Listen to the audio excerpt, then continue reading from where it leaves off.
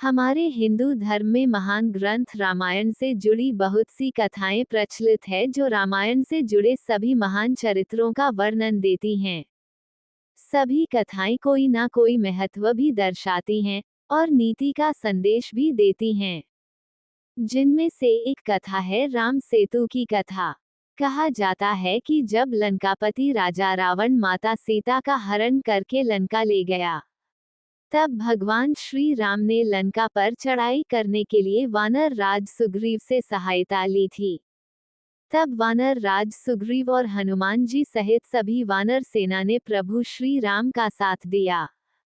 पर प्रभु श्री राम को लंका पहुंचने के लिए समुद्र को लांघना था, इसलिए प्रभु श्री राम ने समुद्र से रास्ता देने के लिए प्रार्थना की ताकि वह लंका पहुंच सके।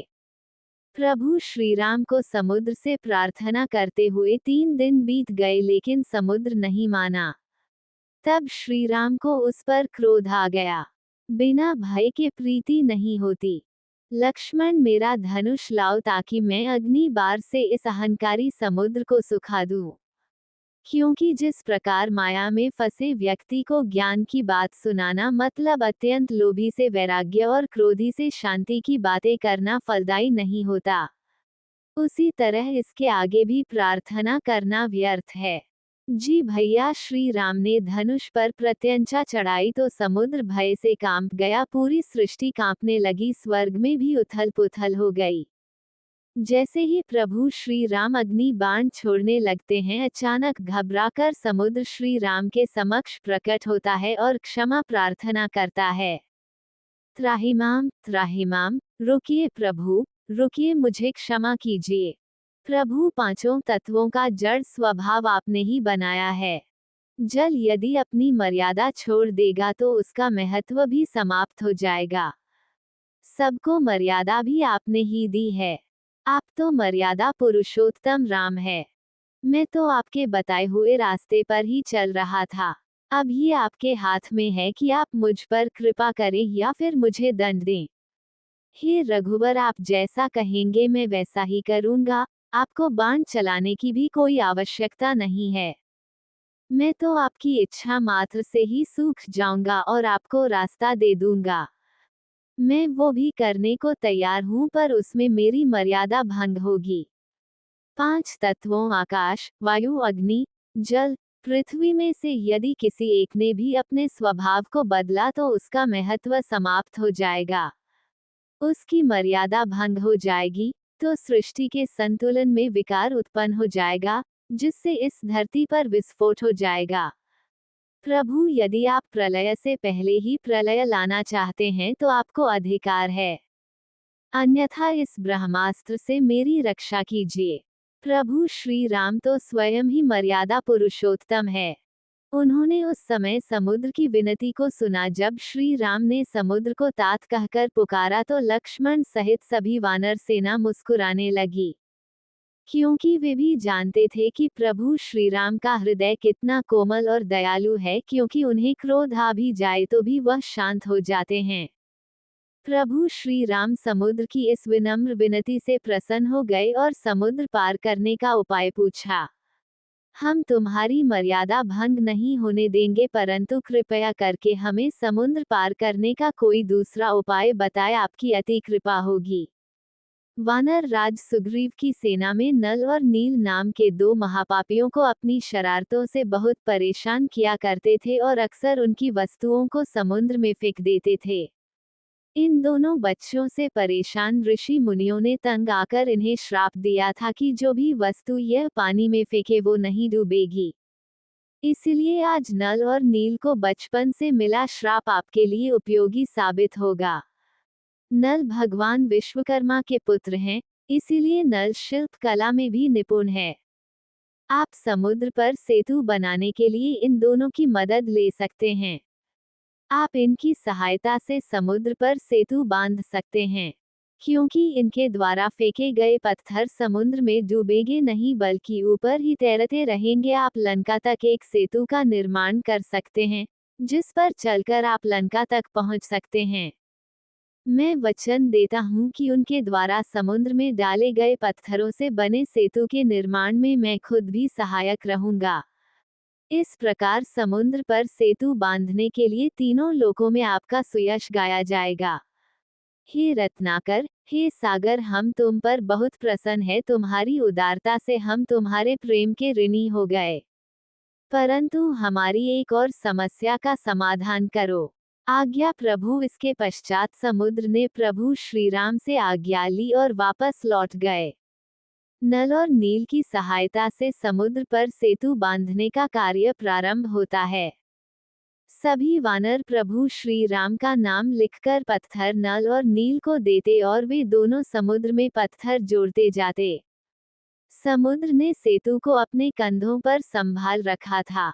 कहा जाता है ये सेतु 100 योजन लंबा और 10 योजन चौड़ा था, पर विशाल राम सेतु 5 दिनों में ही बनकर तैयार हो गया। राम सेतु बनाने में सभी ने अपना योगदान दिया, जिसमें एक छोटी सी गिलहरी भी प्रभु श्री राम की भक्ति और सेवा में अपना योगदान दे रही थी। पुल के निर्माण में मदद करने के लिए वह छोटी सी गिलहरी बार बार शरीर पर बालू लपेटकर उसे पुल पर गिराती थी। प्रभु श्रीराम उसे ऐसा करते देख रहे थे। उन्होंने हनुमान से कहा, हनुमान, वो समुद्र के तट पर जो छोटी सी गिलहरी है, जरा उसे मेरे पास लेकर आओ। हनुमान जी उस गिलहरी को प्रभु श्री राम के पास लाते हैं। ये नन्ही सी जीव, तुम सेतु पर क्या कर रही थी? तुमको भय नहीं लगता कि तुम वानरों के पैरों के नीचे आ सकती थी या कोई वृक्ष अथवा शिलाखंड तुम्हारे ऊपर गिर सकता था? प्रभु, आपकी सेवकों के पैरों के नीचे मेरी मृत्यु हो जाए, ये तो मेरा सौभाग्य है। प्रभु, मैं तो सेतु के कार्य में बस थोड़ी सहायता कर रही थी। सेतु में बहुत बड़े बड़े शिलाखंड और वृक्ष लगाए जा रहे हैं, ऊंची नीची भूमि पर चलने में आपको कष्ट होगा।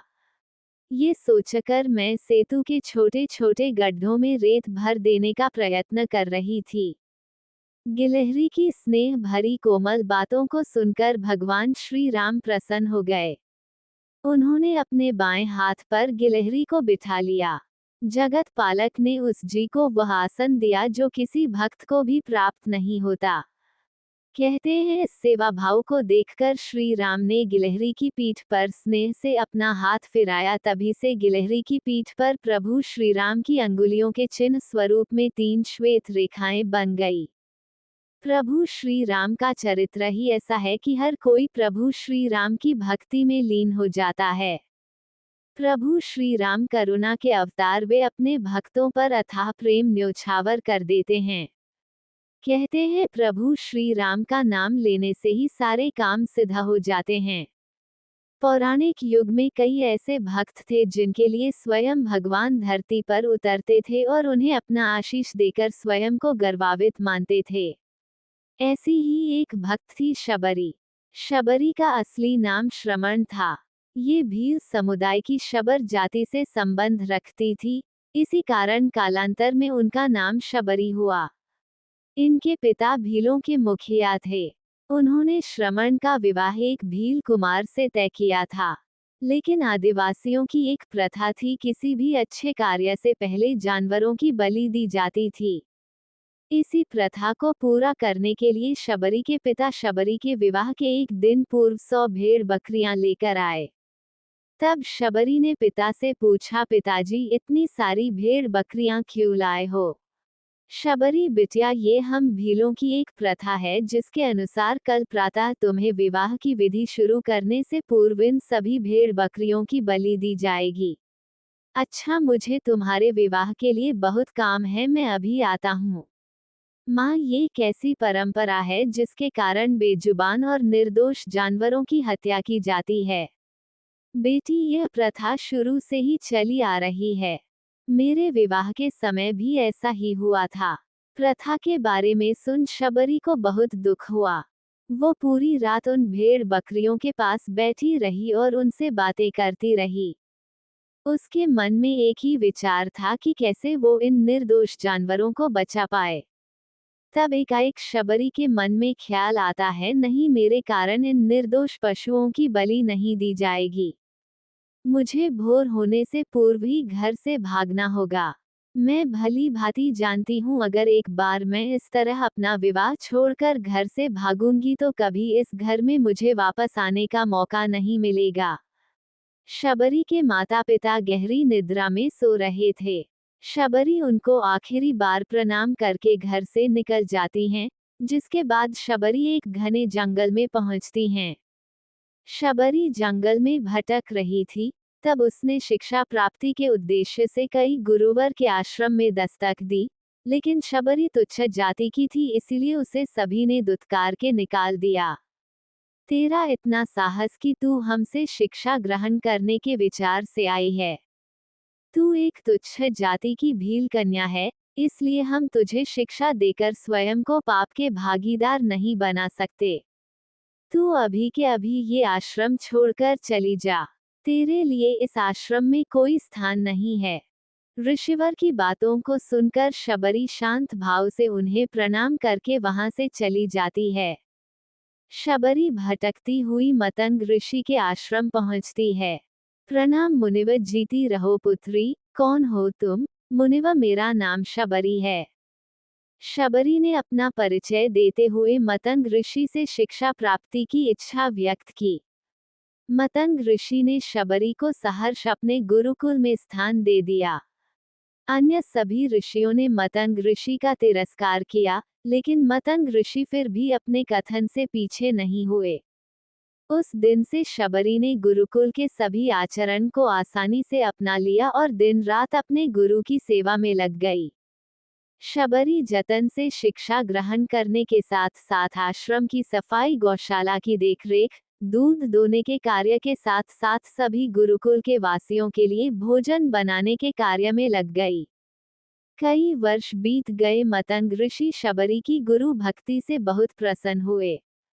मतंग ऋषि का शरीर दुर्बल हो चुका था, इसलिए उन्होंने एक दिन शबरी को अपने पास बुलाया और कहा, पुत्री, मेरा शरीर अब दुर्बल हो चुका है, इसलिए मैं अपनी देह यहीं छोड़ना चाहता हूँ, लेकिन उससे पहले मैं तुम्हें आशीर्वाद देना चाहता हूँ। बोलो पुत्री, तुम्हें क्या चाहिए? हे गुरुवर, आप ही मेरे पिता हैं, मैं आपके कारण ही जीवित हूँ। आप मुझे अपने साथ ही ले जाएं। नहीं पुत्री, तुम्हें मेरे बाद मेरे इस आश्रम का ध्यान रखना है। तुम जैसी गुरु परायण शिष्या को उसके कर्मों का उचित फल मिलेगा। एक दिन भगवान राम तुमसे यहाँ मिलने आएंगे और उस दिन तुम्हारा उद्धार होगा और तुम्हें मोक्ष की प्राप्ति होगी। इतना कहकर मतंग ऋषि अपनी देह त्याग कर समाधि ले लेते हैं। उसी दिन से शबरी हर रोज प्रातः उठकर बाग जाती, ढेर सारे फल इकट्ठा करती, सुंदर सुंदर फूलों से अपना आश्रम सजाती। शबरी को भगवान राम के आने का कोई निश्चित दिन नहीं पता था। उसे केवल अपने गुरुवर की बात पर यकीन था, इसलिए वह रोज राम के इंतजार में समय बिता रही थी। वो रोजाना यही कार्य करती थी। एक दिन शबरी आश्रम के पास के तालाब में जल लेने गई। वहीं पास में एक ऋषि तपस्या में लीन थे। जब उन्होंने शबरी को जल लेते देखा तो उसे अछूत कहकर उस पर एक पत्थर फेंककर मारा और उसकी चोट से बहते रक्त की एक बूंद से तालाब का सारा पानी रक्त में बदल गया। तुझ अछूत के रक्त से इस तालाब का जल अपवित्र हो गया। तूने पाप किया है, तू पाप है। मेरे क्रोध से बचना है तो उसी क्षण यहाँ से चली जा। ऋषि के कटु वचन सुनकर शबरी रोती हुई अपने आश्रम में चली गई। उसकी जाने के बाद ऋषि फिर से तप करने लगे। उसने बहुत से जतन किए, लेकिन वह तालाब में भरे रक्त को जल नहीं बना पाया। उसमें गंगा, यमुना, सभी पवित्र नदियों का जल डाला गया, लेकिन रक्त जल में नहीं बदला। कई वर्षों बाद जब भगवान राम सीता हरण के बाद उनकी खोज में वहां आए, तब वहां के लोगों ने भगवान राम को बुलाया और आग्रह किया कि वे अपने चरणों के स्पर्श से इस तालाब के रक्त को पुनः जल में बदल दे। राम, आप अपने चरण स्पर्श से इस तालाब के रक्त को पुनः जल में बदलने की कृपा करें। यदि मेरे इस कार्य से आप सबका भला होता है तो मैं ऐसा ही करूंगा ऋषिवर।